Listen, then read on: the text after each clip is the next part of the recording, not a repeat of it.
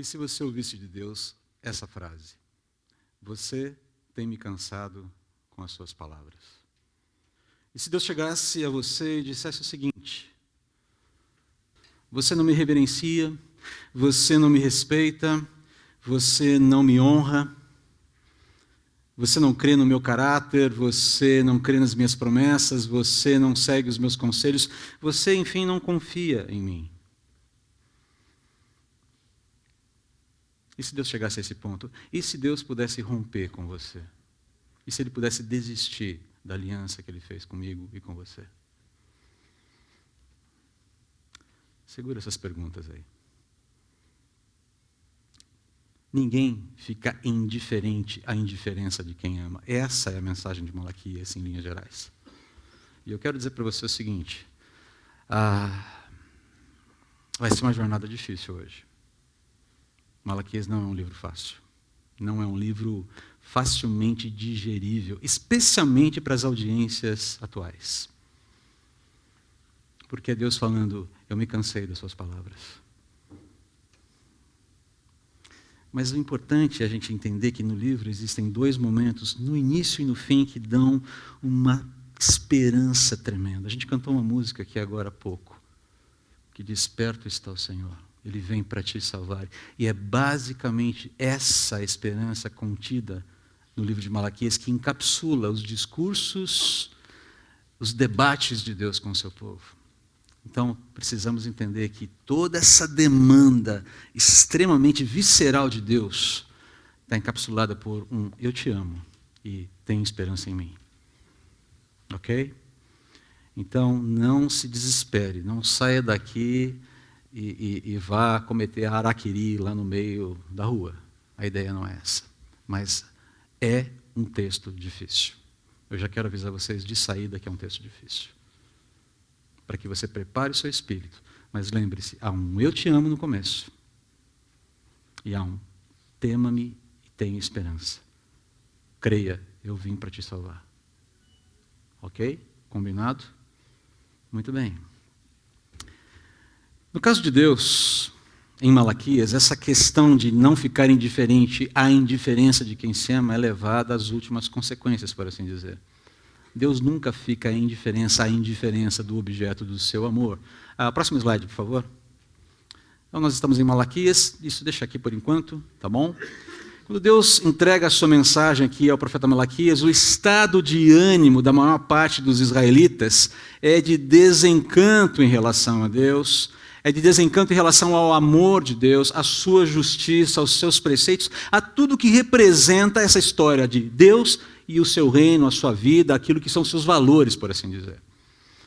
De fato, eles experimentavam grandes dificuldades econômicas naquele momento. É um período pós-exílico. Estão reconstruindo a cidade. Estão reconstruindo Jerusalém.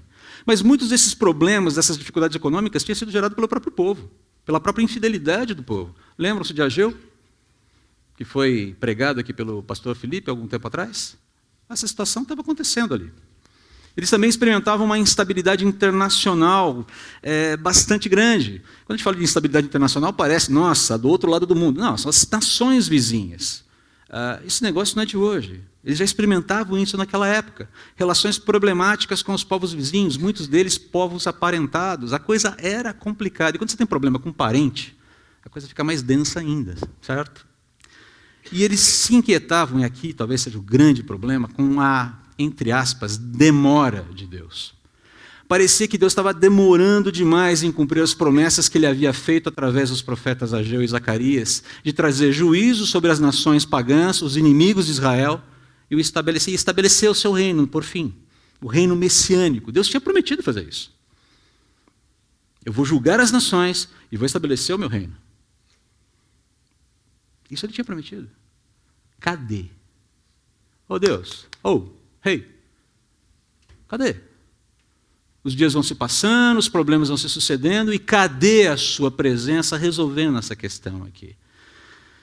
O que ocorre de fato aqui, queridos, é que os israelitas eles não haviam compreendido a dimensão das promessas feitas por Deus a respeito do seu juízo e do reino futuro que Ele havia prometido. Nenhum dos líderes aqui da época pós-exílica mencionados por Ageu e Zacarias, era o destinatário final aí dessas promessas. Nenhum deles. Eles eram agentes. Eles eram agentes que iriam congregar a nação de Israel em torno do segundo templo como adoradores e em torno dessa adoração comunitária que vai se perpassando geração após geração. Esse momento é culminado com com a vinda do Senhor Jesus, com o estabelecimento, com o início, com a inauguração do reino messiânico, e você tem elementos escatológicos aí que ficam para o final dos tempos, coisas que ainda vêm pela frente. Então a ideia de Deus é uma ideia mais ampla e não tão imediatista como eles esperavam naquele momento. Agora, perceba que aqui já tem uma questão muito mais voltada, o que eu levo com isso? Esse negócio vai acontecer para mim ou não vai? Não, vai acontecer para Deus. Essa é a questão aqui. A promessa foi feita. E o tempo de Deus é uma coisa um pouco diferente do nosso tempo. A agenda de Deus é um pouco diferente da nossa agenda. Mas o fato é que esse quadro de apatia e inversão de prioridades aqui denunciadas pelo profeta Ageu lá atrás, não muito lá atrás, alguns anos após o regresso dos exilados da Babilônia para Jerusalém, vai reaparecer intensificado, não muito tempo depois aqui, durante o período de Malaquias. A coisa está acontecendo de novo e numa intensidade talvez um pouco maior. Então, as frases de efeito, ou as frases comuns, talvez. Será que Deus está aí com a gente mesmo? Cadê a justiça de Deus? Pô, se Deus é justo, por que a gente está passando por essa fervura aqui? Será que esse papo de aliança, de fé no Deus de Abraão, Isaac e Jacó funciona mesmo? Afinal, que vantagem a gente leva nessa história? E aí sempre tem aquela história, pelo sim, pelo não, a gente vai levando, como diria o Chico Buarque. Vamos levando. Vamos fazendo as coisas. Pelo sim, pelo não, a gente vai levando. Aliás, por falar em Chico Buarque, você se lembra de uma outra música dele? Até o Fim? Não vou cantar a música aqui porque eu não vou passar vergonha. Ainda mais à frente do Carlos Cida. E também não vou declamar a música inteira para vocês, mas eu vou falar 2 versinhos para vocês, muito simpáticos da música Até o Fim, do Chico Buarque. Quando nasci veio um anjo safado, o chato de um querubim, e decretou que eu estava predestinado a ser errado assim. Já de saída minha estrada entortou, mas eu vou até o fim. E aí, pulando um pouquinho, não tem cigarro, acabou minha renda, deu praga no meu capim, minha mulher fugiu com o dono da venda, o que será de mim? Eu já nem lembro mais mesmo para onde que eu vou, mas eu vou até o fim. Eu lembro que eu comecei a gostar de Chico Buarque por causa dessa música, eu achei engraçado. Tinha 12 anos, 1978. A long time ago in a galaxy far, far away. Até que eu entendi a música. Achei engraçado. Nossa, que música engraçada, legal, gostei. Comecei a ouvir Chico, com 12 anos de idade. Meu pai falou, isso não vai dar certo. Até que eu entendi a música. Falei, ups. Existencialismo, niilismo puros, desespero. Falei, cara, tô fora, meu. É bom conhecer, é bom saber que existe. Mas se você tem a capacidade, se você gosta de Chico, a minha recomendação para você é não ouça mais do que 2 músicas seguidas, porque senão você vai entrar em depressão profunda. Chega de falar de Chico por enquanto.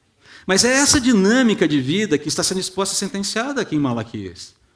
Indiferença, descaso, aquilo que a gente chama, pastor Wilson já usou esse termo aqui, ateísmo funcional. Um ateísmo funcional instalado no coração e manifestado nas atitudes das pessoas que, ao negarem o fato, recebem comprovação desse erro diretamente do querelante aqui de Malaquias, do autor da queixa-crime aqui de Malaquias, que é o próprio Senhor dos Exércitos. Ele está apresentando um caso, ele está fazendo uma denúncia. E diante da negativa, ele apresenta as evidências. Agora, veja bem, as negativas não é o povo que faz, é ele que faz isso através de perguntas retóricas. Basicamente funciona assim, Deus abre o caso apresentando a denúncia, ele mesmo propõe aqui algumas perguntas retóricas contra a sua denúncia, e ele exibe as evidências para o caso. Um atrás de outro, são cerca de 6 discursos essa mesma rotina, por assim dizer. Então, Malaquias, ele é um conjunto de discursos exortatórios da parte de Deus do começo ao fim. Do começo ao fim. Só para você entender um pouquinho algumas particularidades do livro, a expressão diz o Senhor dos Exércitos aparece 21 vezes no livro. 21 vezes. Assim diz o Senhor dos Exércitos. Justamente para enfatizar quem é aquele que fala e com que autoridade ele está falando. Trata-se do Senhor dos Exércitos. Agora, o que significa isso? O Senhor dos Exércitos nada mais é do que uma representação, um nome, um título que aponta para Deus como o governante único, o governante inquestionável sobre toda a realidade cósmica, toda a criação, e comandante supremo de todas as forças e poderes espirituais. Não é pouca coisa. Ou como diriam lá no interior, não é pouca porcaria, mas também não é muita porcaria. É Deus. Ele se apresenta dessa forma: eu sou o governante supremo do universo. Está entendendo, rapaziada? 21 vezes. Agora, note, quando você precisa repetir seu nome, seu pedigree, 21 vezes para alguém com quem você possui um vínculo, é porque alguma coisa não está indo muito bem, você concorda? Ai de mim se eu esquecer o nome da minha esposa quando eu acordar pela manhã. Ai de mim. Ai de mim se eu esquecer o nome da minha esposa 21 vezes seguidas. Mas é o que está acontecendo aqui. 21 vezes Deus fala, assim diz, sou eu. Deixa eu apresentar aqui as minhas credenciais. 21 vezes. Num livro de 4 capítulos. Não é pouca coisa. Percebe aqui o drama? Meus irmãos, meus amigos,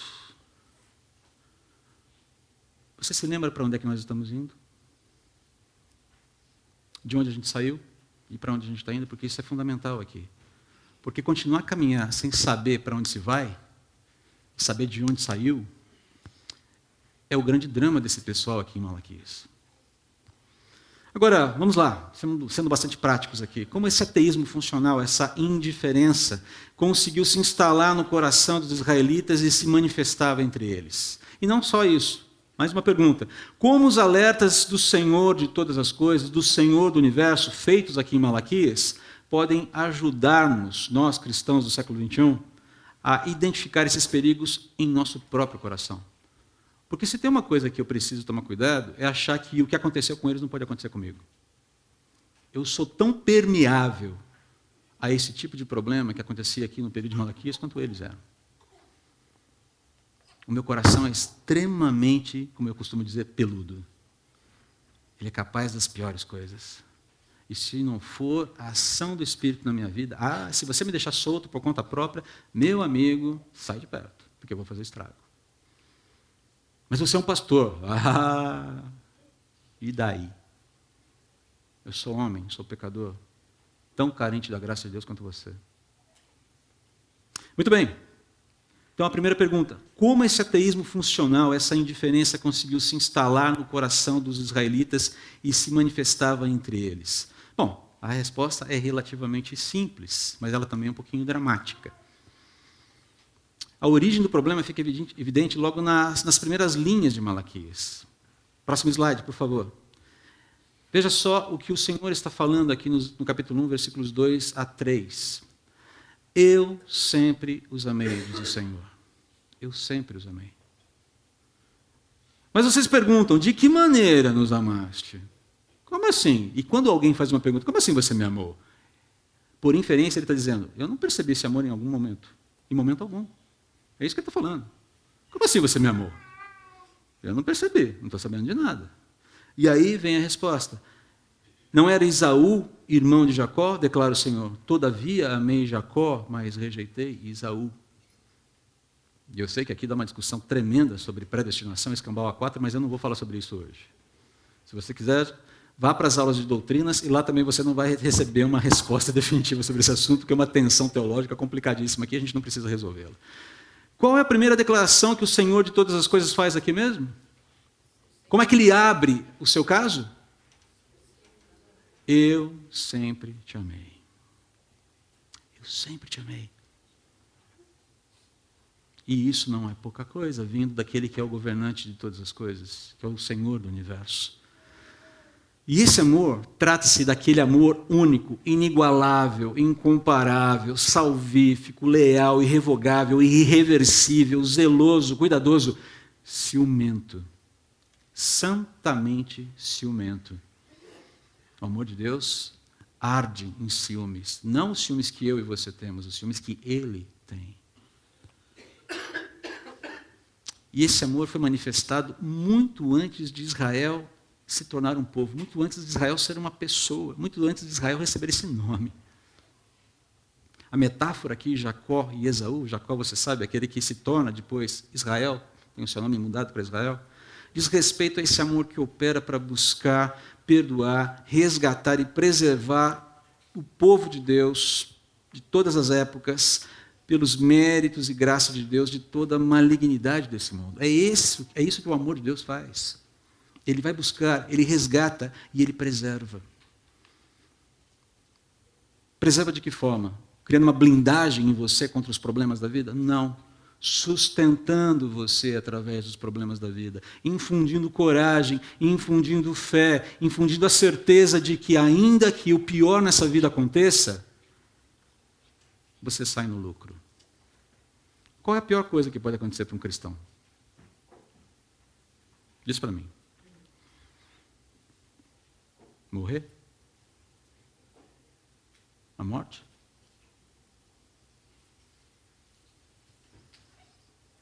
E se a gente esticar um pouquinho a perspectiva e sair do curso natural da vida e invadir um pouco a eternidade, qual é a melhor coisa que pode acontecer para o cristão? A morte. Percebe como a perspectiva muda?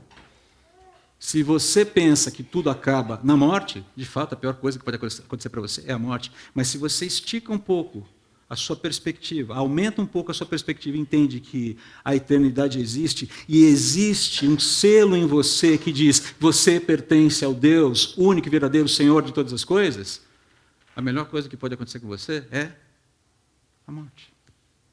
Isso não quer dizer que você deve sair buscando a morte. Isso quer dizer que, ainda que a morte venha, ela é um presente no fim das contas. Ou não. Mas é isso que as Escrituras dizem. Eu não estou inventando nada aqui. Mas eu preciso ajustar minha perspectiva. Eu não estou dizendo que passar pela morte é uma coisa simples. Eu nunca passei, então não posso dizer. Acompanhei queridos que passaram. E vi como naquele momento em que o último exalar acontece, há alívio. E como no final ele já, eu quero descansar, não só do peso do desconforto da doença. Eu quero descansar sobretudo de uma vida pecaminosa. A morte é uma bênção. A morte é uma bênção. Mas voltando aqui. O problema de Israel aqui é a desconfiança, a suspeição sobre Deus, sobre o seu caráter, sobre o seu amor e sobre a sua justiça. E, queridos, são as ideias e expectativas incorretas e irreais sobre Deus e o seu amor que vão escancarar as portas do coração para as frustrações com Deus e com o seu amor. Ou abrir espaço para distorções sobre a natureza do caráter de Deus e a natureza do amor de Deus. Como ele deve ser, como ele deve se portar e como ele deve amar. E um coração frustrado, ou afeito a distorções, é sempre terreno fértil para apatia, para indiferença, para cinismo, para autossuficiência, e não tem perigo dessa relação dar certo. Não funciona assim. Não funciona. Pulando para a nossa época, já de posse de toda a revelação bíblica fechada, quer saber no que consiste o amor de Deus por mim e por você? Eu sempre te amei. No que consiste o amor de Deus por mim e por você? Pensa um pouquinho. No que consiste? Se você pudesse resumir, alguém chegasse para você e perguntasse, no que consiste o amor de Deus por você? Você crê nessa história de amor de Deus? No que consiste esse amor? Diz para mim.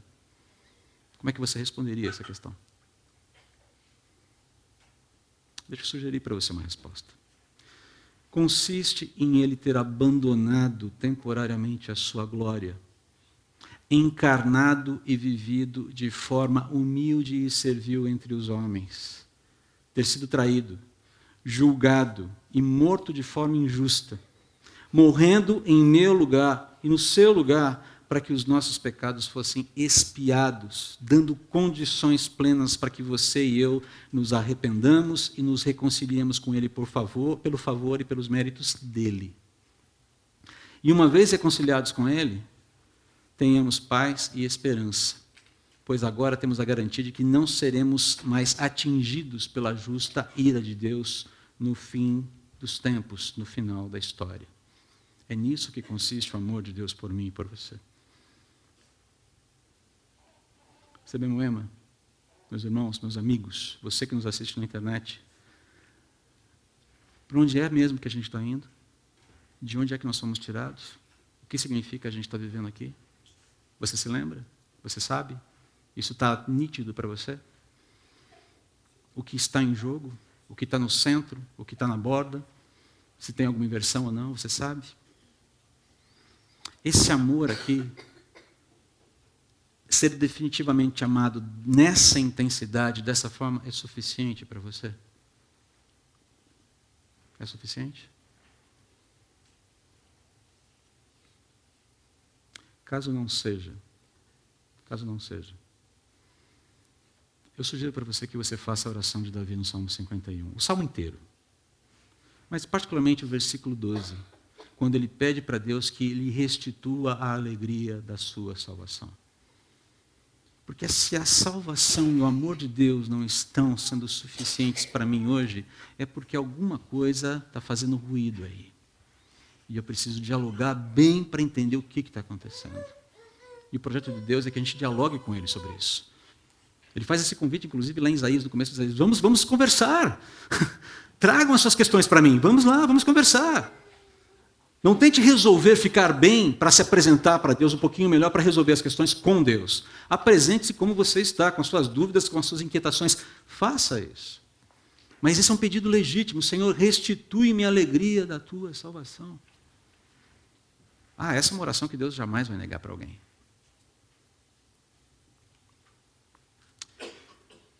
Respondendo à segunda pergunta, partindo para a segunda pergunta, quais seriam alguns desses sinais do ateísmo funcional? E o que podemos aprender com os alertas de Deus em Malaquias? Então se lembrem que a questão principal, a origem de toda essa disposição, ou dessa indisposição, dessa indiferença, tem a ver com esse desligamento, essa desconexão do fato de que Deus nos ama de fato. Essa é a porta de entrada para todos os males no coração do homem. Mas quais são essas evidências? Deixa eu colocar aqui algumas, não dá para a gente lidar com todas elas. A primeira delas, uma espiritualidade frouxa denunciada por Deus ali. Você vai ver isso a partir do versículo 6, do capítulo 1 até o capítulo 2, versículo 9. Nós não vamos ler todo o texto, não temos tempo aqui. A primeira evidência do ateísmo funcional era esse descaso e falta de reverência dos israelitas e seus sacerdotes para com a santidade, grandeza e reputação de Deus, bem como o papel que eles deveriam exercer dentro da sociedade, dentro da realidade na qual eles estavam inseridos. A ideia era serem santos para com Deus, reverenciarem a Deus e nessa reverência, nesse papel de reverência, cumprirem um mandato, um chamado de serem porta-vozes de Deus para as nações ao redor. Sempre foi esse o projeto de Deus para Israel. Israel não foi escolhido porque era mais bonitinho, Israel não foi escolhido porque era melhorzinho, Israel não foi escolhido porque eu gosto mais de vocês, o resto eu não gosto. Não, Israel foi escolhido para que ficasse evidente que era o poder de Deus, uma nação pequena, frágil, que não teria condições de se colocar contra as outras nações. Essa nação pequena foi chamada para demonstrar o poder de Deus, um poder que cura, que salva, que santifica. E eles não estavam muito preocupados com isso. Não estavam muito interessados nessa pauta. Tanto é que você vê aqui no versículo 6 do capítulo 1, o Senhor dos Exércitos falando aos sacerdotes, né? O filho honra seu pai e o servo respeita seu senhor. Se eu sou seu pai e seu senhor, onde estão a honra e o respeito que mereço? Vocês desprezam o meu nome. E a pergunta é, como é que esse desprezo estava acontecendo?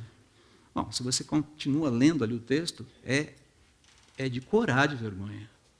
Basicamente o que eles estavam fazendo, assim, tanto o povo quanto os sacerdotes ofertavam no altar do templo alimentos cerimonialmente impuros e sacrificavam animais com toda a sorte de defeitos e doenças.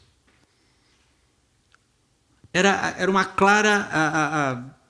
um claro desrespeito às estipulações que Deus havia feito lá atrás, na lei mosaica.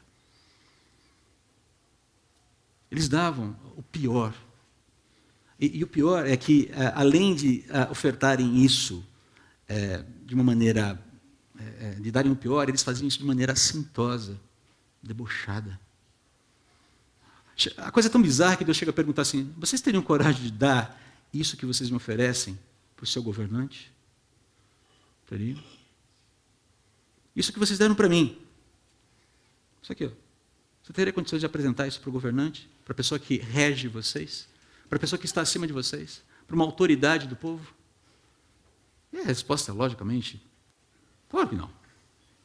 A questão subjacente aqui, que surge daqui, é: que tipo de adorador é esse que crê que pode amalgamar, que pode juntar, que pode misturar santidade e perversidade? Que pode amalgamar, juntar correção e erro, que pode amalgamar, juntar benignidade e malignidade, verdade e mentira, e ofertar isso para Deus e falar: olha aí, Deus, olha a minha oferta. Que tipo de adorador é esse? Que pode fazer essa mistura insossa e chegar para Deus e falar: está aqui a minha oferta, ó grandioso, ó todo-poderoso. Agora, deixa eu fazer uma pergunta para você. Você olha e fala: nossa, que coisa horrorosa. Você acha que a gente não corre esse perigo? Hein? Você acha que nós não corremos esse perigo? Daqui a pouco a gente vai ter o que mesmo? A ceia do Senhor. Deixa eu te mostrar como a gente corre esse perigo. Nós vamos nos aproximar da ceia do Senhor. E qual a instrução que o Senhor nos dá, através do apóstolo Paulo, lá em 1 Coríntios capítulo 11, sobre esse momento da ceia do Senhor? Que nós devemos participar dela discernindo o quê? Falem. Pode falar. Discernindo o... Vamos falar em voz alta? Discernindo o corpo. O que é o corpo? O que é o corpo? Oi, corpo. Beleza? O que é o corpo? Oi, corpo. Nossa. E o que é discernir esse corpo? O que é entender esse corpo? Aqui é que a coisa começa a pegar. Na ceia nós estamos celebrando essa unidade que foi feita lá na cruz entre nós com Deus. Não é uma unidade indivíduo-Deus, é uma unidade indivíduos-Deus. Onde você é tão importante quanto eu, onde quando eu me ligo a Deus, eu estou representando, eu estou expressando esse apreço de estar ligado a Deus pelo apreço de estar ligado a você. Ok? Esse é o conceito da ceia do Senhor. Mas se o meu coração, ou no meu coração, eu abrigo antipatia, inimizade, ressentimentos contra um irmão, tenha ele feito alguma coisa ou não, porque muitas vezes é aquela coisa da antipatia, né? Não fui com a cara do fulano. Aí o fulano que está no louvor hoje, não vou nem ouvir. O fulano que vai pregar hoje, não vou ligar nem a internet, que vai contaminar o computador. Antipatias, às vezes gratuitas. A gente não vai com a cara da pessoa e começa a deixar esse negócio se instalar na gente. Eu não gosto mesmo, fim de papo, e quero que se dane. É assim que funciona. Ou não?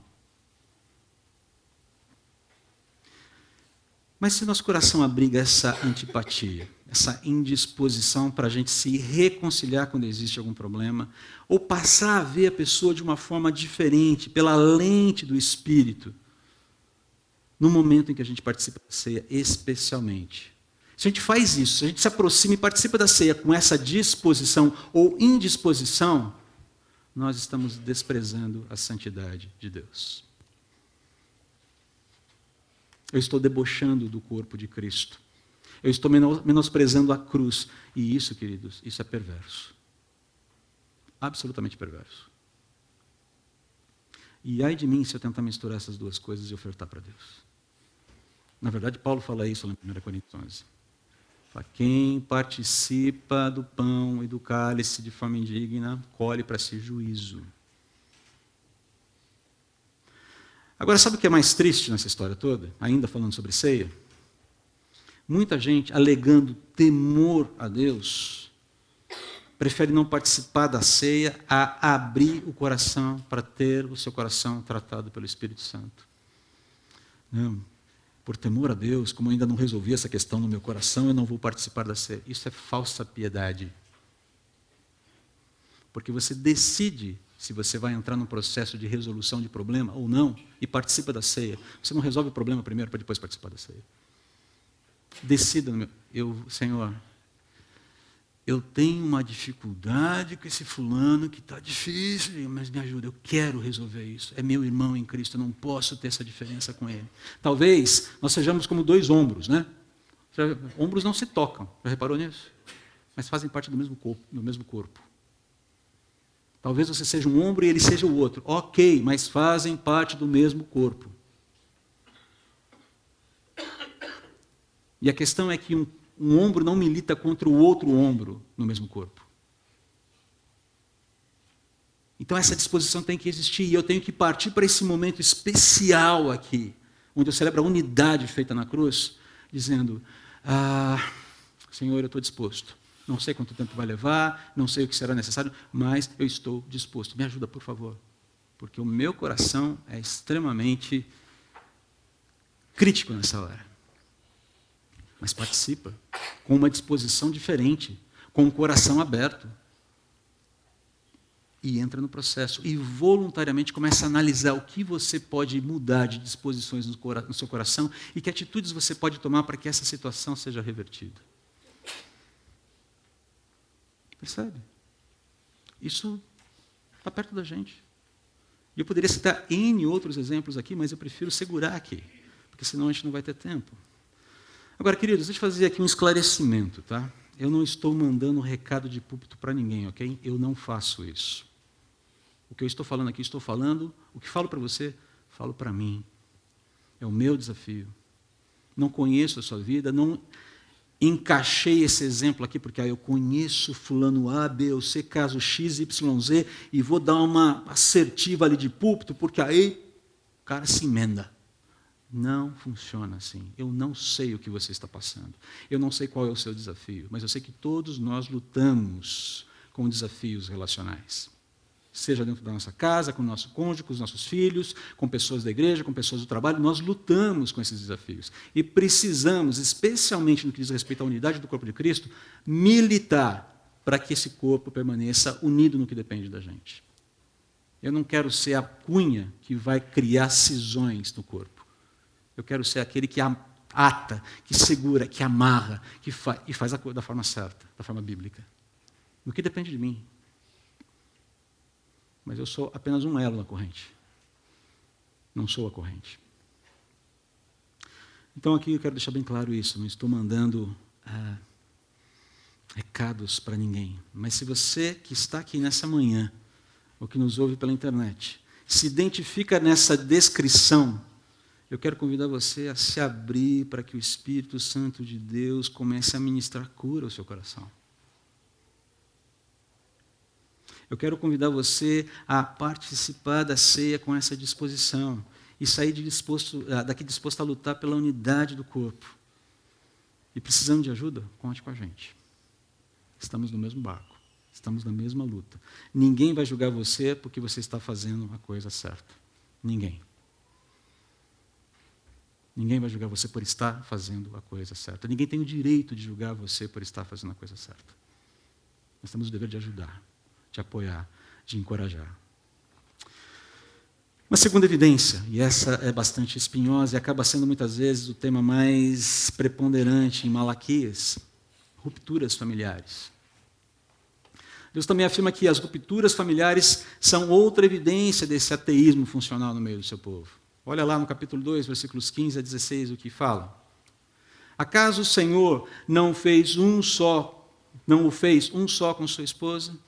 Em corpo e em espírito vocês pertencem a Ele. E o que Ele quer? Dessa união, percebam aqui o enfoque, dessa união quer filhos dedicados a Ele.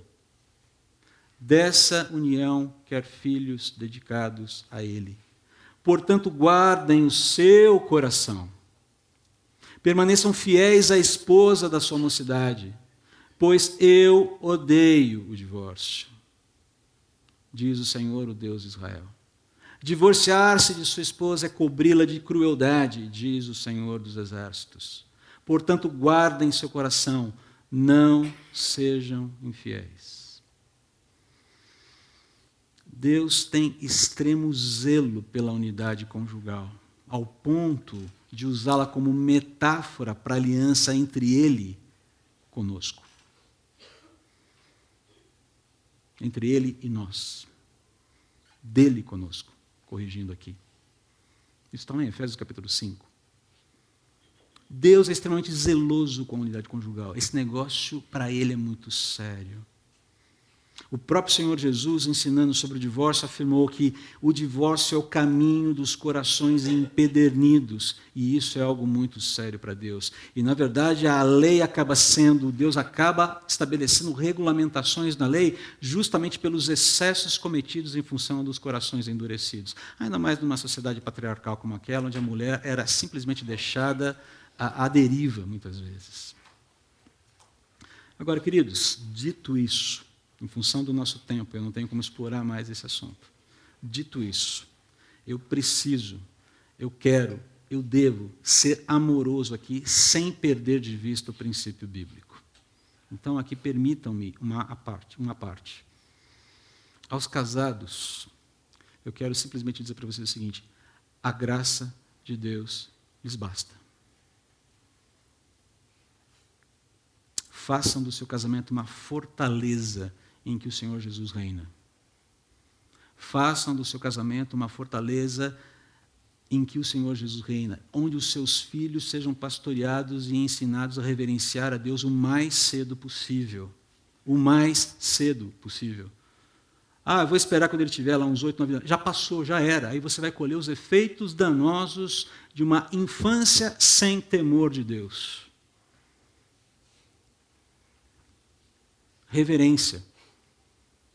Você pode colocar lá esmilinguido para ele, superbook, eu não sei o que tem hoje para a molecada aí, que eu também estou meio desatualizado. Mas o fato é que se as crianças não aprenderem que Deus é um Deus santo e que deve ser reverenciado desde cedo, você pode ter certeza que quando chegarem na adolescência, o bicho vai pegar.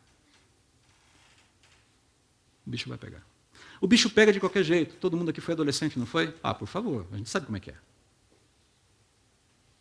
Mas os fundamentos da fé, do temor de Deus, são semeados desde a tenra infância. Você lembra o que Deus acabou de falar aqui? Vocês têm que gerar para mim uma descendência que me seja fiel. Agora você fala, mas como é que eu faço isso? Você não tem a decisão do coração do filho, mas entenda que aquilo que é devido a você, aquilo que é responsabilidade sua em relação aos seus filhos, é responsabilidade sua, e ninguém vai tomar essa responsabilidade. E é de você que Deus vai cobrar essa responsabilidade. É de você, pai, é de você, mãe. É de você. Você precisa de ajuda? Perfeito, conte com a gente. Conte com a igreja, conte com o corpo. Vamos chorar junto quando as tragédias começarem a acontecer, quando as dificuldades aparecerem. A ideia não é ter famílias perfeitas aqui, mas famílias que se dobram diante do Senhor, do dono de todas as coisas, e dizem, o Senhor é o meu Deus e eu quero ensinar isso para o meu filho. Me ajuda a fazer esse negócio direito. O quanto antes. Não poupe o seu filho de algum sofrimento. Sabe por quê? Sofrimento faz bem às vezes, sabia? O maior problema, talvez, da geração atual de pais, não estou dizendo, desculpe a generalização, é que todo mundo quer poupar os filhos de problemas, de situações difíceis e desconfortos. Por favor, a gente cresce no desconforto. A gente cresce na angústia. Deixa o menino passar por alguma angústia de vez em quando. Deixa ralar o joelho. Deixa pegar bicho de pé. Depois vai lá e tira o bicho do pé.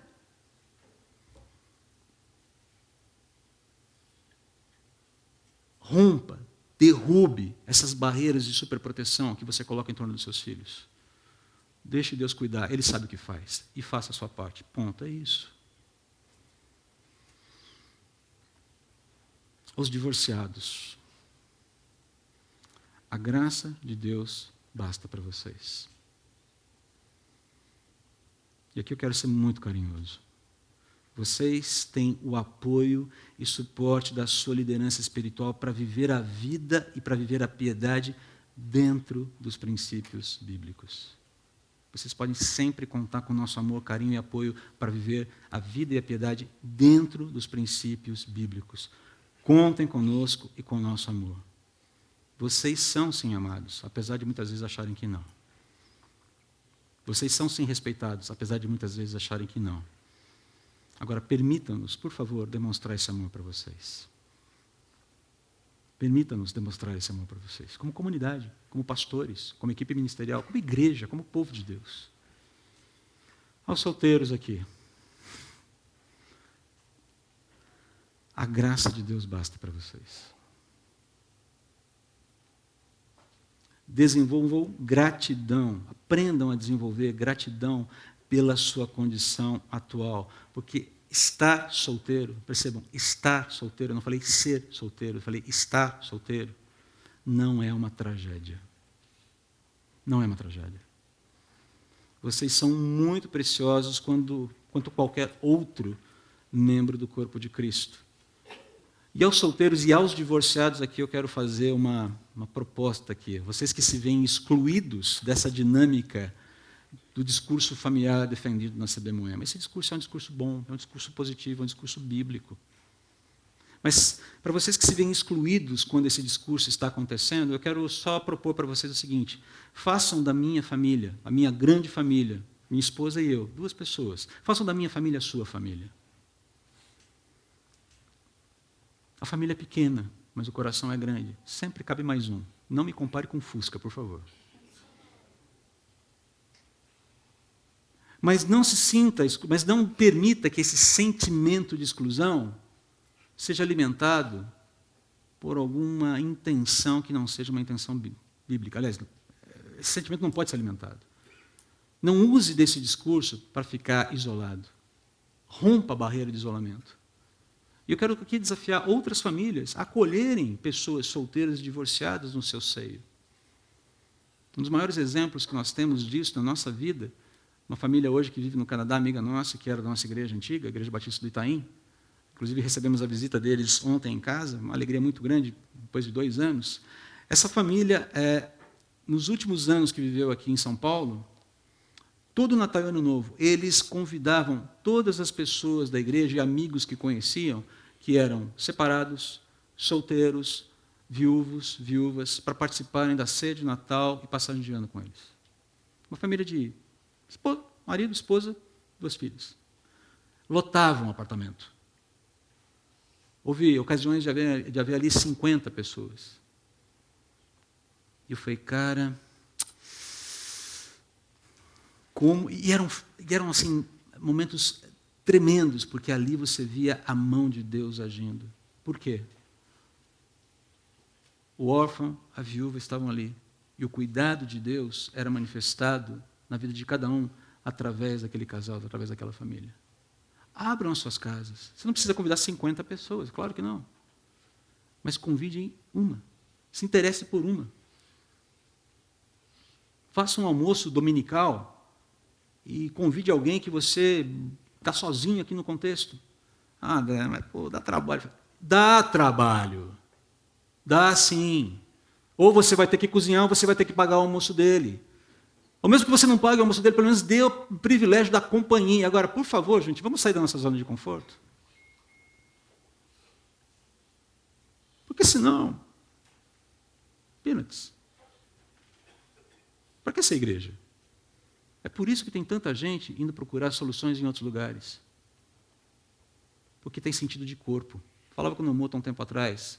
O sentido de corpo que o pessoal que faz a sua modalidade atlética, que eu esqueci qual é agora, Nomoto. CrossFit. Você sabia que os crossfiteiros, olha que bacana, eles têm um sentido de corpo e de família, e que em qualquer lugar que você vá no mundo para praticar crossfit, esse negócio os caras se sentem parte de alguma coisa. Eu quero ser melhor que a academia de crossfit. Vamos montar uma academia de crossfit, de repente, no nosso meio aqui, para tentar. Pode ser uma iniciativa ministerial, missionária, não sei, uma frente missionária. Não importa, a questão é, eu quero que a minha realidade, a minha ligação com você seja muito melhor do que a ligação que eu tenho com qualquer outra pessoa em qualquer outro lugar. Eu quero ter prazer de estar aqui. Não é que eu não tenha, entenda, mas eu quero que esse momento seja o melhor momento da minha vida, toda semana. Eu quero ter prazer de trazer as pessoas, de convidar as pessoas para participarem disso. É essa a ideia aqui. Mas vamos em frente aqui. Aos recasados, a graça de Deus basta para vocês. Façam do seu casamento uma fortaleza em que Cristo reina, onde os filhos são pastoreados e ensinados a reverenciar a Deus desde cedo. E por fim, aos recasados, busquem diligentemente na graça e poder de Deus, perdoar quem feriu vocês e pedir perdão para quem vocês feriram. É essencial. É imperativo. É imperativo. E aos viúvos. E às viúvas. A graça de Deus basta para vocês. E mais que um dever, é um privilégio amar e cuidar de vocês. Vocês são absolutamente amados. Vocês são absolutamente essenciais para essa família chamada CB Moema. Vocês são muito amados e muito queridos. Vocês são essenciais para nós.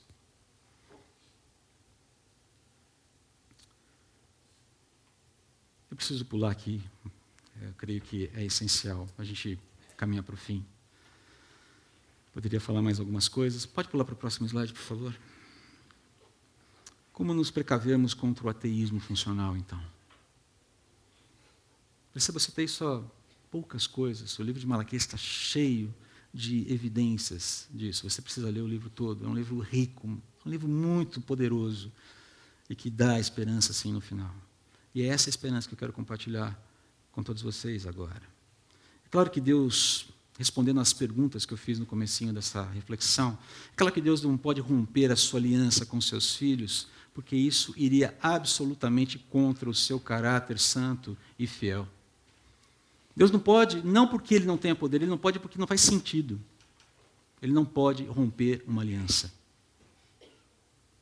Especialmente uma aliança incondicional. Entretanto, a gente não pode se fiar nessa verdade para simplesmente levar a vida de qualquer jeito.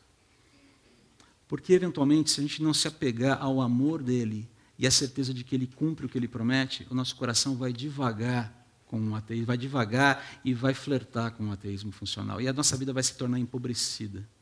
E não é isso que Ele quer para nós, até porque nós temos uma missão para cumprir. Nós somos chamados para anunciar as virtudes daquele que nos chamou das trevas para a sua maravilhosa luz. Somos um reino de sacerdotes que foram chamados para denunciar a grandeza desse Deus que ama, que busca, que cura, que salva, que santifica. Então, como forma de nós termos o nosso coração recapturado pelo amor de Deus, eu quero convidar você a se colocar em pé e ler comigo esse trecho final de Malaquias, com o qual nós vamos finalizar essa reflexão. Por favor, coloque-se em pé. Nós leremos aqui uma parte do último capítulo do texto de Malaquias. Vamos ler juntos. Assim diz o Senhor dos Exércitos: o dia do julgamento se aproxima e arde como uma fornalha. Naquele dia serão queimados como palha os arrogantes e os perversos. Serão consumidos desde as raízes até os ramos. Mas, para vocês que temem o meu nome, o sol da justiça se levantará, trazendo cura em suas asas. E vocês sairão e saltarão de alegria, como bezerros soltos no pasto. No dia em que eu agir, vocês pisarão sobre os perversos, como se eles fossem pó sobre os seus pés, diz o Senhor dos Exércitos. Mas, para vocês que temem o meu nome, para você, que teme o nome do Senhor, o sol da justiça vai se levantar. O sol da justiça vai trazer cura nas suas asas. Para você, para o seu coração, para a sua vida, para o seu ser. E todos nós saltaremos de alegria como um bezerro soltos no pasto. Você pode colocar o bichinho que você quiser aí. O fato é que haverá alegria indizível. É uma promessa. Nós que tememos a Deus, temos a certeza de que Ele não falhará nas suas promessas, porque o seu caráter é fiel. Ele é fiel, Ele é santo, Ele não falha. Ainda que pareça tardar. Ainda que pareça tardar. Só parece. Só parece. Senhor, nos ajude na reconexão do nosso coração com o Teu amor. E na certeza de que todas as promessas, cada uma delas, cada uma das promessas que o Senhor fez, das quais nós somos alvo, cada uma delas será cumprida. Nada deixará de ser feito. E nós teremos nossos mais profundos anseios e expectativas em relação à vida, em relação à felicidade, em relação à alegria, em relação à santidade, em relação ao ajuste de contas do Senhor com o mal, plenamente cumpridos, plenamente satisfeitos. Permite-nos viver a vida aqui de tal forma que a gente não se desafeiçoe do Senhor e acabe se afeiçoando a um regime, a um sistema que acaba nos levando para uma prática ateia funcional. Ó Deus, por favor, nós queremos adorar o Senhor sem fazer misturas estranhas, sem trazer fogo estranho à Tua presença. Queremos não só fazer isso no domingo pela manhã, queremos fazer isso no dia a dia. Abençoa, Pai, cada um aqui. E que os corações sejam absolutamente fortalecidos pelo Senhor. Palavra dura hoje, não é uma palavra fácil. Mas eu quero te agradecer porque o Senhor nos nutre com esperança e nos exorta a confiarmos em Ti, dizendo, você não vai se arrepender. Confie. Ajude-nos em nome de Jesus, eu te peço. Amém.